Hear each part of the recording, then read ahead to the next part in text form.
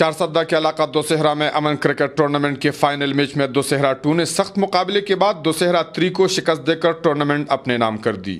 دوسہرہ 2 نے پہلے بیٹنگ کرتے ہوئے مقررہ 8 اوورز میں 96 رنز کا ہدف دیا، جس کے مقابلے میں دوسہرہ 3 8 اوورز میں 43 رنز پر ڈیر ہو گئی۔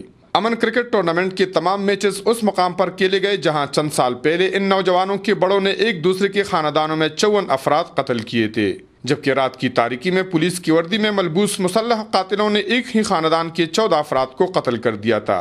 انہی متحارب خاندانوں کے نوجوانوں نے دشمنی ختم کرنے کے لیے امن کے نام پر کرکٹ ٹورنامنٹ کھیل کر صلح کے لیے پیشکش کر دی۔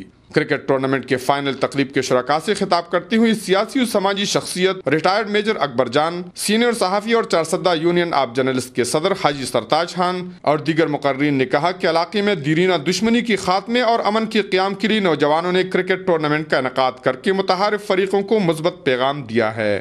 انہوں نے کہا کہ نوجوان نسل مثبت سرگرمیوں کے ذریعے علاقے کو امن کا گہوارہ بنا سکتے ہیں۔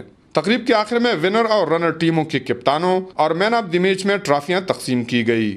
کفایت اللہ، اے نیوز، چارسدہ۔